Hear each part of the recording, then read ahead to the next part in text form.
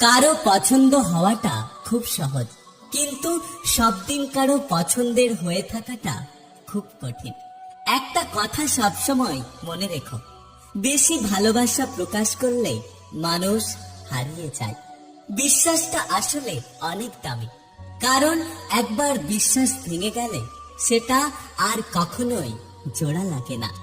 আমি তাদের কাছেই বেশি খারাপ যাদের সাথে আমি কখনো খারাপ আচরণ করিনি। যদি তুমি চুপ থাকো তাহলে তুমি দুর্বল, আর যদি তুমি প্রতিবাদ করো তাহলে তুমি বেয়াদব। এখন আমাদের সমাজের এটাই অবস্থা। কাউকে বারবার বোঝানোর থেকে নিজেকে একবার বোঝানো অনেক ভালো। কখনো কখনো সবটা জানার পরেও চুপ থাকি। কিছু মানুষ কতটা নাটক করতে পারে সেটা দেখার জন্য, যে অন্য